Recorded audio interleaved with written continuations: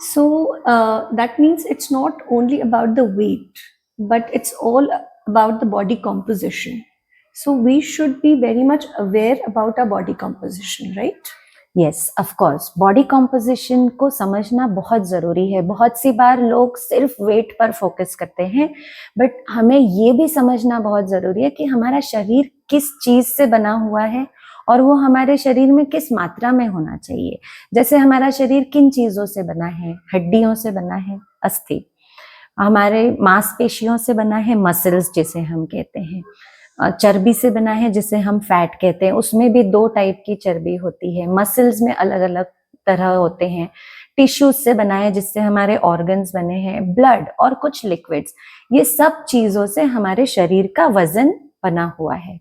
सो जब हम weight loss के बारे में बात करते हैं, हम सिर्फ वजन के बारे में नहीं, overall fitness, overall muscle mass, overall fat mass, इन सब चीजों के बारे में बात करेंगे। और जब ये सब बैलेंस में होता है तो हमारा BMR यानी बेसल मेटाबॉलिक रेट सही से चलता है। और जब हमारा बेसल मेटाबॉलिक रेट सही से चलता है तो हमारी बॉडी फिट और हेल्दी रहती है, जिसके लिए हमें सही मसल मास जो कि स्टैंडर्ड्स डिसाइड किए गए हैं, सही फैट मास जो कि स्टैंडर्ड्स डिसाइड किए गए हैं। बहुत सी बार क्या होता है, 2 लोगों का सेम वेट होता है, लेकिन एक इंसान का पेट बहुत बड़ा है, एक इंसान का पेट कम है लेकिन हिप बहुत बड़ा है, तो इनका फैट डिस्ट्रीब्यूशन जो है वो अलग अलग है। जनरली विसरल फैट यानी पेट के आसपास की जो चर्बी होती है वो हमें ज्यादा नुकसान पहुंचाने वाली होती है, और इसीलिए बॉडी कॉम्पोजिशन का बहुत इंपॉर्टेंट रोल आता है जब हम वेट के बारे में बात करते हैं। तो इसे नजरअंदाज नहीं करना है, और बॉडी कॉम्पोजिशन का analysis becomes very very important. Right, I would like to share Prachi ma'am, जब हमारे बच्चों ने इस सर्वे का इनिशिएटिव लिया और हमने इसको शुरू किया, तो I would like to tell you कि पहले तो उनमें ही अवेयरनेस बिल्ड करना बहुत ज़रूरी था बच्चों में। और जब उन्होंने खुद का ये काउंट किया, then they came to understand that how important it is to understand your own body composition. Correct. और वो अवेयरनेस आने के कारण जो जंक फूड या बाकी चीज़ों के प्रति भी जो बच्चे जैसे शुगर प्रोडक्ट्स के प्रति जो इंक्लाइंड होते हैं, वो भी कहीं ना कहीं उनको खुद से ही समझ में आया कि हमें अवॉइड करना चाहिए। Yes yes, so that helped. और फिर इस कैंपेन के दौरान में भी जब उन्होंने बाकी लोगों के साथ इस टेस्ट को किया तो उनको काफी अच्छा लगा। उनको लगा कि नहीं, इसमें अवेयरनेस और बढ़ाना चाहिए। तो उन्हीं का ये आइडिया था कि we should call some knowledgeable person who can guide us more on this. Correct. So that's how this podcast came into reality. Correct. And thank you so much for sharing about body composition. Madam, I would also like to know कि जैसे मैं और मेरी friend, हम दोनों ने अगर weighing machine पे खड़े रह के वेट किया and we are of same weight, but हमारा बॉडी कॉम्पोजिशन अलग अलग हो सकता है, जैसे अभी आपने बताया। Correct. तो बॉडी टाइप क्या होता है और कितना जरूरी है बॉडी टाइप जानना? क्योंकि अभी आपने बताया कि बॉडी टाइप अलग अलग हो सकते हैं, तो बॉडी टाइप को कैसे समझा जा सकता है? करेक्ट। बहुत सिंपल है ये समझना। जैसे आप और आपकी फ्रेंड शायद सेम वेट के होंगे, लेकिन आपके चेहरे अलग है, आपका कॉम्प्लेक्शन अलग है, आपका हेयर टाइप अलग है, स्किन टाइप अलग है, उसी तरह आपका बॉडी टाइप भी अलग है। और ये सारे बॉडी टाइप्स को 3 मेजर टाइप्स में डिवाइड किया गया है। एक है एक्टोमॉर्फिक। एक्टोमॉर्फिक मीन्स हम बहुत जनरल लैंग्वेज में एक्सप्लेन कर सकते हैं, समझ सकते हैं। एक्टोमॉर्फिक मीन्स आपने बहुत लोगों को देखा होगा कि वो कितना भी खा ले उनका वजन नहीं बढ़ता, they remain very lean and thin. Such body types are ectomorphic body types. इनका BMR जो मैंने अभी थोड़ी देर पहले बोला था, बेसल मेटाबॉलिक रेट, हाई होता है as compare to normal population. Not very high, not into abnormal category, but normal category में they are on a higher side. So ऐसे लोग एक्टोमॉर्फिक बॉडी टाइप को बिलोंग करते हैं और वो लोग दुबले ही रहते हैं, लेकिन ऐसे लोगों को भी खाने पीने का ध्यान रखना तो बहुत जरूरी है। ओके, सेकेंड बॉडी टाइप होता है मीजोमॉर्फिक बॉडी टाइप। ये लोग जनरली मस्कुलर बॉडी टाइप को बिलोंग करते हैं। Okay, so they look very strong and sturdy, they are mesomorphic body types. And the third type is endomorphic body type. सो बहुत सी बार हम लोग जब जनरली बात करते हैं तो बहुत लोग मुझे कहते हैं, जब कोई मुझसे मिलने आता है, कि प्राची अगर मैं हवा भी खा लूं तो मेरा वजन बढ़ जाता है। सो इसमें कोई खाने पीने की गलती नहीं है। You belong to endomorphic body type, means आपके बॉडी में चर्बी जमा होने की टेंडेंसी ज्यादा है। जरूरी नहीं जमा हो, लेकिन गिवन अ चांस आपके बॉडी में वो चर्बी जमा हो सकती है। So you belong to endomorphic body type. और आप कितनी भी मेहनत कर ले, आपका वजन थोड़ा हाइयर साइड पे ही रहेगा, लेकिन हम लोगों ने गिव अप भी नहीं करना चाहिए। Endomorphic people also can stay very healthy. Now with age ये बॉडी टाइप्स भी चेंज होते हैं, विथ एज बॉडी कॉम्पोजिशन भी चेंज होता है, विथ एज बहुत सारे पैरामीटर्स चेंज होते हैं, लेकिन विथ एज अगर हम ध्यान रखें तो इन पैरामीटर्स को हम आउट ऑफ कंट्रोल जाने से रोक सकते हैं। सो बॉडी टाइप को ध्यान रखते हुए अपना डाइट, अपने लिए टारगेट्स डिसाइड करना बहुत जरूरी हो जाता है। बहुत सी बार लोग अपने बॉडी टाइप को ना समझते हुए अपने ही टारगेट्स डिसाइड कर लेते हैं। तो जैसे अगर बहुत ज्यादा वजन है तो बहुत कम टारगेट डिसाइड कर लिया, या फिर बहुत कम वजन है तो अचानक डिसाइड कर लिया कि नहीं मैं इतना मस्कुलर होना चाहूंगा या होना चाहूंगी। That is not possible.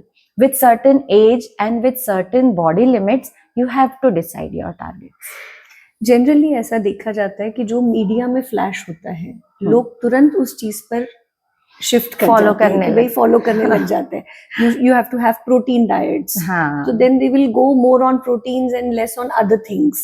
और कभी कीटो डाइट के बारे में सुनते हैं, कभी सुनते हैं इंटरमिटेंट फास्टिंग। तो लोग बोलते हैं कि अब मैंने इंटरमिटेंट फास्टिंग करना शुरू कर दिया है। Randomly they pick up things for their own in their own way. Correct. तो आपका ये सजेशन है अभी तक की जो चर्चा हमने की उस पे से, कि सबसे पहले जरूरी है कि आप अपने बॉडी कॉम्पोजिशन को जाने, बीएमआई बीएमआर को पहचाने, अपने बॉडी टाइप को जाने, और उसके बाद अपने डाइट थिंग्स को प्लान करें या डाइट को प्लान करें। Right, this is what you want to say, right?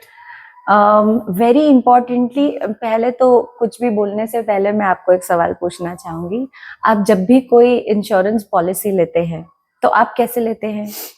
ऐसे ही रैंडमली ले लेते हैं या आप किसी से सलाह मशवरा करते हैं? सलाह मशवरा ऑब्वियसली, हाँ, जो रिक्वायरमेंट है हमारी उस हिसाब से, क्या ऑप्शंस अवेलेबल है हमारे पास। करेक्ट। और क्या आपके लिए सबसे बेहतर है, ये आप ढूंढते हैं आपके क्राइटेरियाज के हिसाब से। जब हम इंश्योरेंस पॉलिसी के लिए इतनी पूछताछ और इतना अवेयरनेस दिखाते हैं, तो हमारे शरीर के इंश्योरेंस के लिए क्यों नहीं? Okay, this is very very important कि हम अवेयर रहें। तो आपने जैसे बोला कि अपने शरीर को जानते हुए हमें डाइट फॉलो करना क्यों जरूरी नहीं है? बिल्कुल जरूरी है। तो सबसे पहले आपको बेसिक अपना बीएमआई जानना है। सेकेंड स्टेप इज आपको अपना बॉडी कॉम्पोजिशन एनालिसिस, आजकल तो हर जगह अवेलेबल होता है, मशीन्स अवेलेबल होती है। You contact, you do your body composition analysis, तो आपको पता चलेगा क्या कम है क्या ज्यादा है। आप अपना कैल्शियम लेवल्स चेक कराइए, बायोकेमिकल्स चेक कराइए। These all are basic, specially right from the age of 25 to 55। ये आपके लिए बहुत जरूरी हो जाता है आजकल के लाइफस्टाइल में। After knowing all this you set a target कि मेरे बॉडी टाइप के हिसाब से, okay now I understand my body type, after understanding body composition now I will design a diet for my self. And अगर आपको कोई diet decide करते हुए मुश्किल जा रही है, because there is a lot of bombarding online, Instagram और बाकी सारे सोशल मीडिया पर इतना बम्बार्डिंग होता है, हम कंफ्यूज हो जाते हैं कि क्या सही है और क्या गलत है। तो आप डिस्कस करें, चर्चा करें, किसी एक्सपर्ट से आप सलाह मशवरा करें और फिर अपने लिए एक डाइट डिसाइड करें, and then you can continue with it. किसी भी इन्फ्लुएंस में आकर या किसी को ब्लाइंडली फॉलो करके कभी अपने लिए डाइट ना प्लान करें, क्योंकि बहुत सारा this also leads to a lot of frustration. बहुत सारा फ्रस्ट्रेशन आ सकता है क्योंकि बहुत सी बार हम लालच में या फिर इंस्टेंट ग्रेटिफिकेशन के एक्सपेक्टेशन में हमें तुरंत रिजल्ट्स चाहिए होते हैं, जिसे हम इंस्टेंट ग्रेटिफिकेशन बोलते हैं कि एक महीना मैंने एक्सरसाइज किया, डाइट किया, तो मुझे अब कुछ ना कुछ तो रिजल्ट मिलना चाहिए। नहीं, इसमें बहुत सी बार फ्रस्ट्रेशन आकर लोग गिव अप ही कर देते हैं कि अब मुझे नहीं करना। नो, गो स्लो, गो स्टेडी, गो सस्टेनेबल। जो डाइट घर पर बना, घर के तौर तरीकों से मैच करने वाला, आपके मन को और आपके शरीर को शांति देने वाला डाइट हो, ऐसा डाइट डिजाइन होना चाहिए। आपके रूटीन को सूट करने वाला डाइट हो। बहुत सी बार हमारा रूटीन और हमारा डाइट बिल्कुल अलग हो जाते हैं, और इस केस में हम शायद 2 हफ्ते या 3 हफ्ते फॉलो कर भी ले, चौथे हफ्ते हमें फॉलो करना भी मुश्किल हो जाता है और बहुत कठिन लगने लगता है।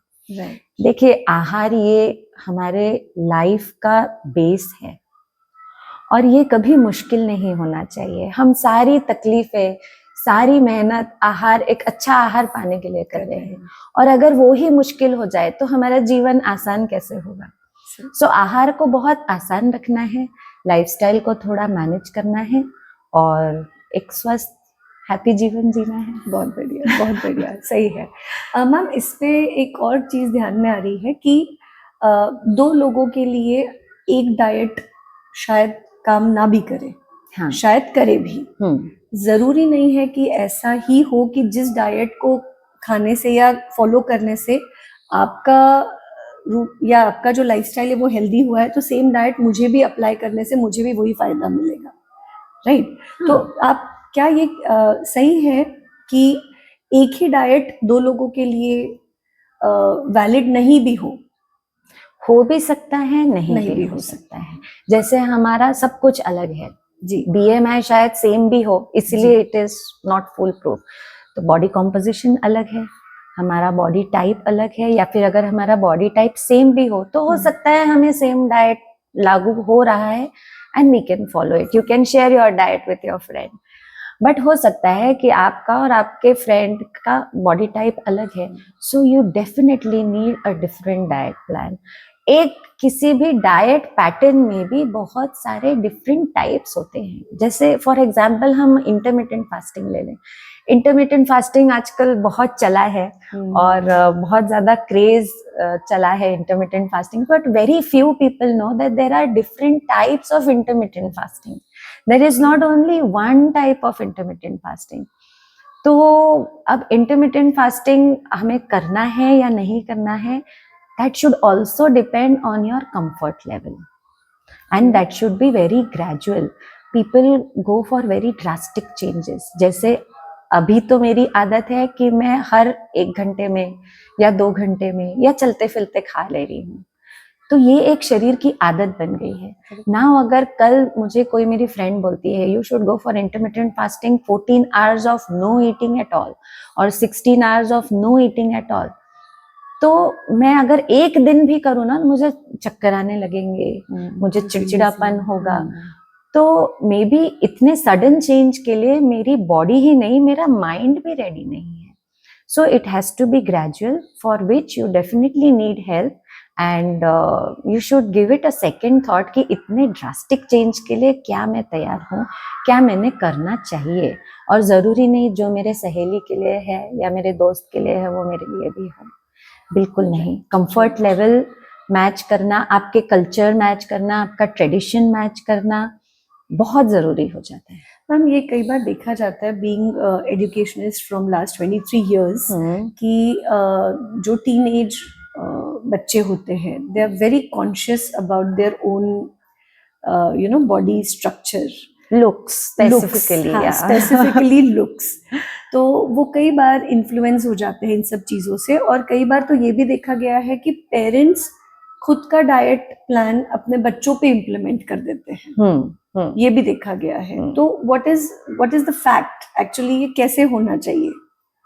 ओके, आपको एक एग्जाम्पल से बताऊंगी। मेरे पास एक मदर आई थी अपने बेटी को लेकर। Her daughter was in 7th grade, 7th class में ये बच्ची थी, एंड थोड़ी ओवरवेट ही थी। बट उसके मदर ने जो भी इंटरनेट पर देखा होगा या पढ़ा होगा, उससे अपने ही मन से एक डाइट डिसाइड कर लिया था। और मैं तो सब जानने के बाद मैंने उस बेचारी बच्ची को ही कहूंगी, वही डाइट दे रहे थे। एंड वो डाइट रिकॉल लेने के बाद I had to request that mother कि आप प्लीज इसे थोड़ा खाने के लिए दीजिए। वो बच्ची स्कूल में भी सूखी दाल और रोटी ले जा रही थी, घर पर आने के बाद भी सूखी दाल और भाकरी खा रही थी, और सुबह भी नाश्ते में उसे यही मिल रहा था। This is not the way. जब हम डाइट के बारे में सोचते हैं, एक संतुलित आहार के साथ वो पौष्टिक आहार भी होना चाहिए, उसी को हम संतुलित कहेंगे। तो जब तक वो आहार पौष्टिक नहीं है, वो आहार नहीं है, वो अत्याचार है। राइट। पौष्टिक आहार मीन्स हमें दाल भी खाना है, चावल भी खाना है, रोटी भी खाना है। रोटी के अलग अलग types. As Indians we are so lucky that we have so many grains, so many cereals, so many types of oils, seeds, dry fruits, सब कुछ हमारे पास, because we are in the temperate zone, तो हमारे पास बहुत सारी variety है। तो हम क्यों ना खाएं ये सब? और जब हम ये सब खाते हैं, उसी को संतुलित आहार, पौष्टिक आहार कहते हैं। तो हमें ये सब खाना है, लेकिन मीडियम रहते, हमें जो भी है वो एक नॉर्मल आहार करना है। ऐसे नहीं कि बहुत ज्यादा खा लिया, ऐसा नहीं कि बहुत कम खाया। मॉडरेशन इज द ओनली की। वो कहते हैं ना, आपको अति तिथे माती। अति तिथे माती मराठी में कहा जाता है। आपको मॉडरेट लेवल में सब कुछ खाना है। जब लोग कैल्शियम के बारे में सोचते हैं तो इतना कैल्शियम रिच फूड खाएंगे कि पथरी बन जाएगी और जब कैल्शियम के बारे में नहीं सोचेंगे तो इतना जंक फूड खाएंगे कि बहुत तकलीफ हो जाएगी। तो ऐसे नहीं करना है, हर चीज मॉडरेशन में। I am strictly against junk food, लेकिन कभी कभार एक आध बार बच्चों को जब आप जंक फूड दे देते हैं, एक आध बार मतलब महीने में एक बार या फिर महीने में 2 बार, उनको बस उनके फ्रेंड्स की तरह कुछ खाने में दिया, दैट इज ओके। बट जब आप बच्चों को पूरी ही छूट दे देते हैं कि तू तो दुबला पतला है, जो खाना है खरीद, that is not right. Everything in moderation is good. वो तो श्री कृष्ण ने कहा है कि अमृत भी अगर ज्यादा पी लिया जाए तो उसकी तकलीफ ही हो जाती है। तो नहीं, everything in moderation is right. That is true, that is true. Ma'am, diet, stress और स्लीपिंग हैबिट्स का हमारे फिटनेस पर क्या असर होता है? क्योंकि आजकल देखा जाता है कि हम काफ़ी समय स्क्रीन्स पर होते हैं। एज पेरेंट्स बोलिए, एज टीचर्स भी हम वर्किंग रहते हैं, तो स्कूल का भी काम रहता है, डिजिटली हम लोग बोर्ड्स पे काम करते हैं, देन सब कुछ लैपटॉप्स पे होता है। बच्चे भी अपना होमवर्क करते हैं या प्रोजेक्ट्स करते हैं, तो बहुत ज़्यादा स्क्रीन टाइम यूज़ होता है। स्लीपिंग हैबिट्स डिस्टर्ब्ड होती हैं। तो ऐसी सिचुएशन में उसका बॉडी पर क्या असर होता है, मैं वो जानना चाह रही हूँ। ओके, सो सबसे पहले तो मैं कहूँगी, जब हम लाइफस्टाइल के बारे में बात करते हैं तो लाइफस्टाइल इज अ ट्राइपॉड। 3 पहिए होते हैं। एक इज डाइट, जो आहार हम कहते हैं। ट्राइपॉड का दूसरा पैर है एक्सरसाइज, मीन्स व्यायाम। और थर्ड है रेस्ट, मीन्स आराम। ओके, सो नाउ रेस्ट का एक पार्ट स्लीप है। स्लीप इज रेस्ट का एक पार्ट स्लीप। हाँ, sleep is not rest. Rest का एक पार्ट इज स्लीप, और फिर उसके और भी कई प्रकार है, वो उसमें हम अभी नहीं जाएंगे।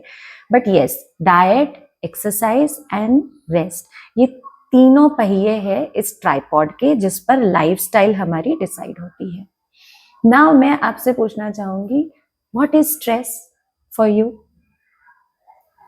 किसी भी चीज के बारे में बहुत ज्यादा विचार अगर आपके दिमाग में घूम रहा है और आप उसका सोल्यूशन नहीं ढूंढ पा रहे हैं, तो देन यू फील स्ट्रेस्ड कि आप उस प्रॉब्लम का सोल्यूशन नहीं निकाल पा रहे हैं। Correct, that is stress. So ideal definition of stress is diet, exercise और रेस्ट। इसमें से कुछ भी ज्यादा हो जाए तो वो आपके बॉडी के लिए स्ट्रेस है। ओके। डाइट, एक्सरसाइज और रेस्ट, इसमें से कुछ भी ज्यादा हो जाए तो आपके लिए, ज्यादा हो जाए या कम हो जाए, दोनों तरीके कम हो जाए तो उसमें इम्बैलेंस हो जाएगा ना। करेक्ट। कोई अगर कम हो जाए, जैसे डाइट कम हो गया और एक्सरसाइज ज्यादा हो गई तो ट्राइपॉड हिल गया। अगर रेस्ट ज्यादा हो गया तो रेस्ट का पहिया ऊपर चला जाएगा, तो डाइट और एक्सरसाइज कम हो गया तो स्ट्रेस हो गया शरीर पे। बेसिकली एक्सरसाइज, डाइट और rest not only for your body but also for your mind, इसमें कुछ इम्बैलेंस हो जाए तो डाइट फॉर योर माइंड, अच्छी आदत, अच्छे विचार, this is diet for your mind. हम रोज कुछ अच्छे विचार अंदर लेते हैं तो we are putting in good food. If अगर हम कुछ बुरे विचार अंदर लेते हैं तो we are putting in junk food. So that is diet for your mind. Exercise for your mind, हम कुछ क्रिएटिव एक्टिविटी करते हैं तो that is exercise for your mind. कुछ नया इनोवेटिव करते हैं तो that is exercise for your mind. We think, that is exercise. And rest, we meditate, so that is rest. So diet, exercise and rest not only for your body but also for your mind is lifestyle, a good lifestyle, physical and mental health we are talking about. Okay, so इनमें से कुछ भी imbalance अगर हो जाए तो that is stress for your body and that is stress for your mind. So अगर हम बहुत ज़्यादा खा रहे हैं तो बॉडी को स्ट्रेस हो गया, और बहुत ज़्यादा विचार कर रहे हैं तो माइंड को स्ट्रेस हो गया। तो हमें लाइफस्टाइल बैलेंस करना है, मीन्स फिजिकल और मेंटल हेल्थ दोनों पर ध्यान देना है, दोनों एक ट्राइपॉड को ध्यान रखते हुए। प्राची मैम, बहुत सुंदर बात बोली आपने। अगर मैं ये कहूँ कि अगर हमारा ये लाइफस्टाइल बैलेंस, हमारा ये ट्राइपॉड अगर ठीक रहे तो स्ट्रेस मैनेजमेंट के लिए जितना भी काउंसलिंग खुला है वो शायद जरूरत ही ना पड़े। मैम, बहुत अच्छे से आपने सारी चीज़ें समझाई। इन दिस कॉम्पिटिटिव एरा, जब एकेडमिक्स को लेकर बहुत ज़्यादा रैट रेस चल रही है और बहुत ज़्यादा प्रेशर कहीं ना कहीं हम अननेसेसरीली क्रिएट कर रहे हैं बच्चों पर, और एक्सपेक्टेशंस बढ़ गई है पेरेंट्स की, टीचर्स की, स्कूल्स की, तो ऐसे सिचुएशन में एक हेल्दी लाइफस्टाइल को एक स्टूडेंट कैसे मेंटेन कर सकता है? आप उसके लिए कुछ गाइडलाइंस, अगर हम सभी स्टूडेंट्स, हमारे स्टूडेंट्स हैं या यवतमाल जहाँ पे भी ये पॉडकास्ट लोग सुनेंगे, उन बच्चों के लिए अगर कुछ गाइडलाइंस देना चाहेंगे तो it will be lovely. Students के लिए तो मैं बोलूँगी, बट स्टूडेंट्स से पहले जो उनसे पहले आए हैं उनके लिए भी मैं कुछ बोलना चाहूँगी, उनके parents. So my kind request to all the parents, एक आपसे रिक्वेस्ट है कि हर बच्चे को दिन में कम से कम 90 मिनट्स के लिए, 1.5 घंटे के लिए आपको मैदान में खेलने के लिए भेजना है।